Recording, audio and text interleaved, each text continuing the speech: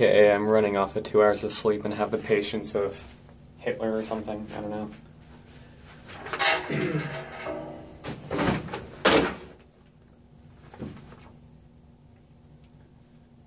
How many teachers does it take to screw in a light bulb?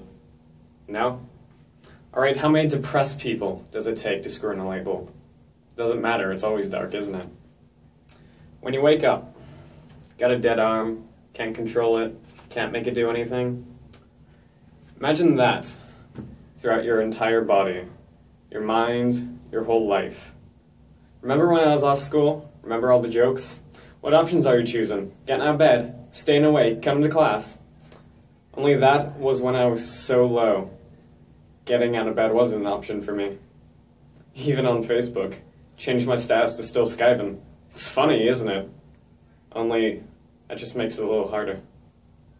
Sometimes it's already too hard. That was an ad for mental health awareness named the Stand-Up Kid. It was an accurate explanation. Go away! It was an accurate explanation for clinical depression. At the end of the video, it says 3 of your classmates will experience a mental health problem. Now, what about bullying? Even just poking fun at someone? To someone that is sensitive about their mental health problems or a severe low point, what could be just a laugh to you and your friends could just add more weight onto them. You think nothing of it, but they'll think about it all day. It's things like this that people need to be aware of, and that's what I'm here to talk to you today about. First, if someone has a mental illness, and it can become excruciatingly hard to deal with day-to-day life. With the right support and treatment, however, people can lead happy, healthy lives. Look at me, for instance. I'm a bipolar, autistic, depressive with borderline personality disorder showing signs of schizophrenia. I was in speech classes until 8th grade and couldn't pronounce my R's until middle school. You may have noticed me jamming out before this. Music is the only thing that drowns out the voices of my friends telling me that they hate me or that I'm a failure. If I don't listen to music, I've been known to have sudden breakdowns and panic attacks, all of this giving me the self-respect and confidence of Eeyore, the beloved donkey from Winnie the Pooh. Yet here I am in front of you all, seemingly perfectly normal, even a little charismatic if I may be so bold. But while I do have my good days, the bad outweigh them by a large margin. A lot have it even worse. Some people don't even have good days, and others pick these people out because it's easier to get a reaction and point out their insecurities. There are many kinds of mental illness, all that cause different anxieties. Some cause you to avoid social situations for fear of being judged, embarrassed, humiliated. Some people have seemingly out-of-the-blue panic attacks and are preoccupied with the fear of having another one. There's rational fear of avoiding an object, place, or situation that poses little to no threat to them. Uncontrollable, repetitive actions such as excessive cleaning or checking, or touching or arranging. Recurring nightmares, flashbacks, emotional numbing, the list goes on and on. But people exploit these to make the person feel bad and make themselves feel better. This brings me to my next point. Why you should help prevent this. This has been taught to us since elementary school and most have always scoffed at it. But the bottom line is, you can potentially save someone's life. I remember hearing a story about a boy bringing all of his books home on a Friday. Some people from his school pushed him down and stomped on the books. Passing football players saw and helped him out.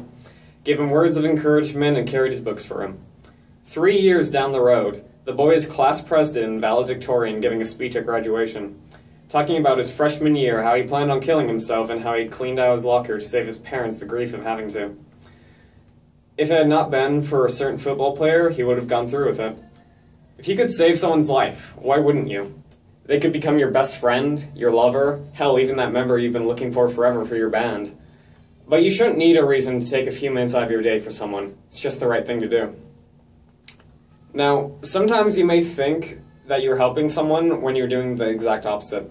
When someone has a mental illness, it can be difficult for people to fully understand what the person is going through.